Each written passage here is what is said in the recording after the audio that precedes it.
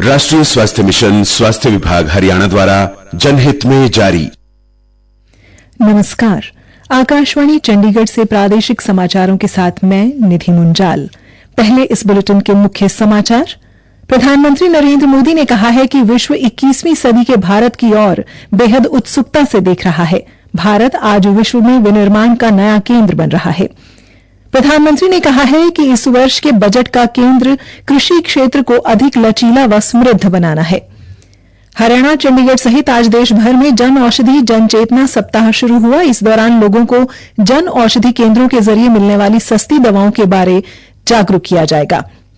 केंद्र सरकार ने पासपोर्ट संबंधी नियमों में संशोधन किया और हरियाणा विद्यालय शिक्षा बोर्ड ने 10वीं और 12वीं की परीक्षाओं में नकल रोकने के लिए अतिरिक्त पर्यवेक्षक नियुक्त किए। अब समाचार विस्तार से। प्रधानमंत्री नरेंद्र मोदी ने कहा है कि विश्व 21वीं सदी के भारत की ओर बेहद उत्सुकता से देख रहा है। नई दिल्ली में आज भारत मंडपम में एनएक्सटी कॉन्क्लेव को संबोधित करते हुए प्रधानमंत्री ने कहा कि देश को जानने के लिए दुनिया भर से लोग भारत आना चाहते हैं। श्री मोदी ने कहा कि प्रयागराज में एकता के संगम महाकुंभ का हाल ही में समापन हुआ। महाकुंभ ने पूरे विश्व को चकित कर दिया कि कैसे नदी के किनारे एक अस्थायी शहर में करोड़ों लोगों ने पवित्र स्नान किया। प्रधानमंत्री ने कहा कि भारत आज विश्व में विनिर्माण का नया केंद्र बन रहा है। उन्होंने कहा कि वोकल फॉर लोकल अब वास्तविकता में बदल रहा है। श्री मोदी ने कहा कि पहले जिस सामान का आयात किया जाता था, अब वो देश में ही निर्मित किया जा रहा है और भारत अब इन उत्पादों के निर्यात के लिए महत्वपूर्ण केंद्र के रूप में उभर रहा है। उन्होंने कहा कि अब किसान अपने उत्पादों को वैश्विक बाजार में बेच रहे हैं। प्रधानमंत्री ने निर्धारित लक्ष्यों को प्राप्त करने के लिए न्यूनतम सरकार अधिकतम शासन के मंत्र को श्रेय दिया। राष्ट्रीय शिक्षा नीति 2020 के बारे में प्रधानमंत्री ने कहा कि भारत का युवा सरकार की मुख्य प्राथमिकता है और शिक्षा नीति ने विद्यार्थियों को पुस्तकों से हटकर सोचने का अवसर दिया। प्रधानमंत्री ने कहा है कि इस वर्ष के केंद्रीय बजट का उद्देश्य कृषि क्षेत्र को अधिक लचीला और समृद्ध बनाना है।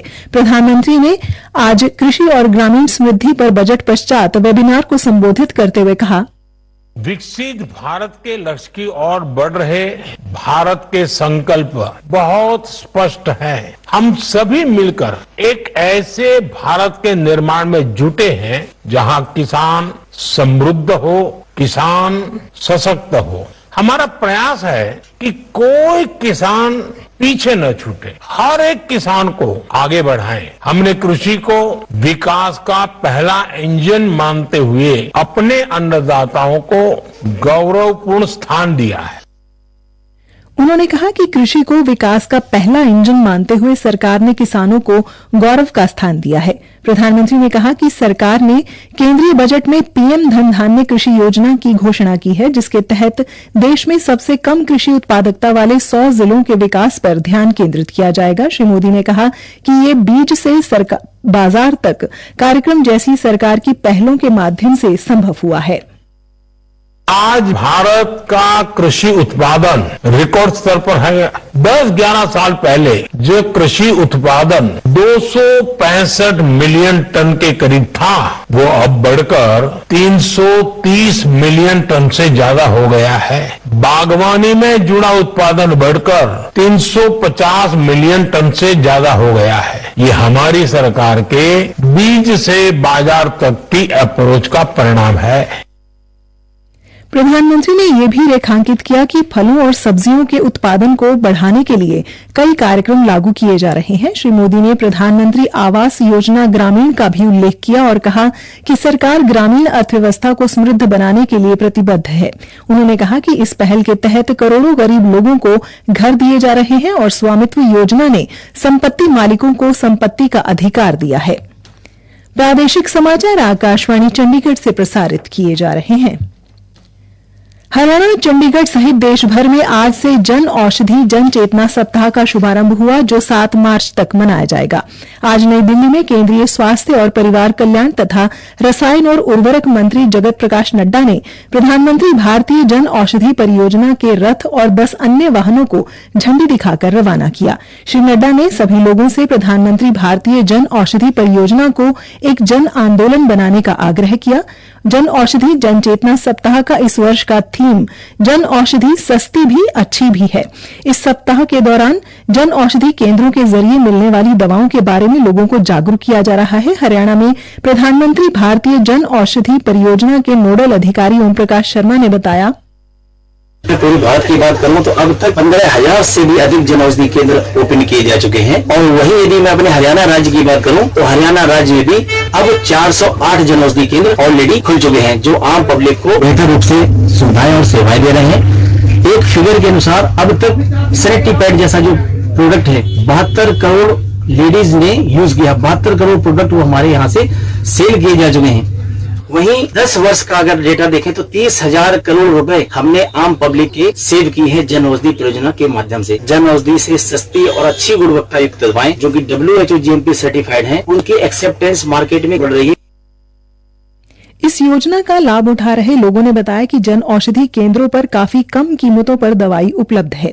भिवानी में एक प्रधानमंत्री जन औषधि केंद्र के संचालक शक्ति सिंह ने बताया, प्रधानमंत्री जन औषधि योजना गरीब आदमी को अफोर्डेबल मेडिसिन अवेलेबल कराने में मदद करती है। इसमें लगभग 1500 के करीब दवाइयां जेनरिक अवेलेबल है और 300 से 400 सर्जिकल प्रोडक्ट अवेलेबल है। ब्रांडेड के मुकाबले इनकी कीमतें बहुत कम है।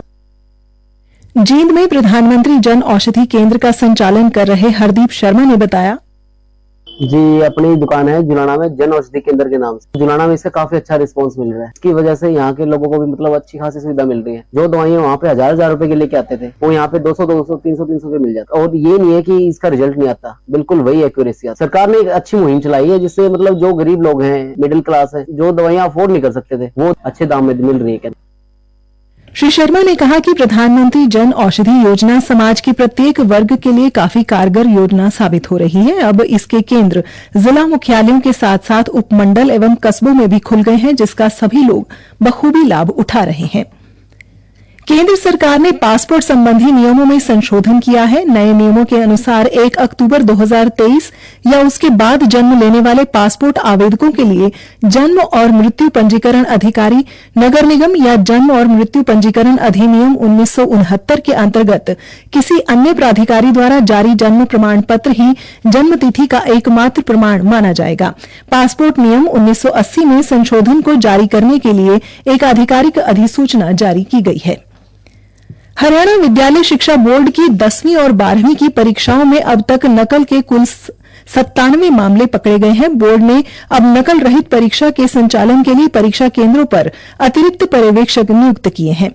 बोर्ड सचिव अजय चोपड़ा ने आज भिवानी में एक पत्रकार वार्ता के दौरान बताया, अब जितने भी हमारे सेंसिटिव जो बूथ सेंटर्स हैं सभी में हमारे ऑब्जर्वर लगाए जाएंगे। और दूसरा है कि हमने जितने भी केस पकड़े हैं, जो भी हमारे पेपर आउट हुए हैं, बच्चों के द्वारा किए गए हैं, जो पेपर आउट किए गए हैं, बुराना में मेनली बुराना है, इसमें आपका जर है और पलवल है। तो उनमें सभी अंदाज हमने एफआईआर लॉज करवाई गई है। टीचर के खिलाफ भी कई जगह एफआईआर लॉज हुई है, बच्चों के खिलाफ एफआईआर लॉज करवाई गई है। और लगभग हमारे 97 करीब हमारे यूएमसी केस दर्ज किए गए हमारे क्लाइंट्स द्वारा। हमारे 3 बच्चे पुराना में हैं और 4 बच्चे पुराना में हमारा है, एक हमारे जर में है। उन्होंने कहा कि 10वीं कक्षा के गणित विषय के प्रश्न पत्र पाठ्यक्रम से बाहर आने से शिकायतों पर समिति बनाकर विद्यार्थियों को अतिरिक्त अंक देने का निर्णय लिया जाएगा। उन्होंने बताया कि उत्तर पुस्तिकाओं के मूल्यांकन का कार्य जल्द शुरू किया जाएगा तथा समय पर परीक्षा परिणाम घोषित किया जाएगा। वहीं उन्होंने अध्यापक पात्रता परीक्षा को लेकर कहा कि जल्द ही उच्च अधिकारियों के आदेश पर परीक्षाएं आयोजित करवाई जाएंगी। 15वीं हॉकी इंडिया सीनियर महिला राष्ट्रीय चैंपियनशिप आज से पंचकुला के ताऊ देवीलाल हॉकी स्टेडियम में शुरू हो रही है। 12 मार्च तक होने वाली इस चैंपियनशिप में 28 टीमें भाग ले रही हैं, जिन्हें 3 भागों में वर्गीकृत किया गया है। अंत में मुख्य समाचार एक बार फिर। प्रधानमंत्री नरेंद्र मोदी ने कहा है कि विश्व 21वीं सदी के भारत की ओर बेहद उत्सुकता से देख रहा है। भारत आज विश्व में विनिर्माण का नया केंद्र बन रहा है। प्रधानमंत्री ने कहा है कि इस वर्ष के बजट का केंद्र कृषि क्षेत्र को अधिक लचीला व समृद्ध बनाना है। हरियाणा, चंडीगढ़ सहित आज देश भर में जन औषधि जन चेतना सप्ताह शुरू हुआ। इस दौरान लोगों को जन औषधि केंद्रों के जरिए मिलने वाली सस्ती दवाओं के बारे में जागरूक किया जाएगा। इसी के साथ ही समाचार बुलेटिन समाप्त हुआ। नमस्कार।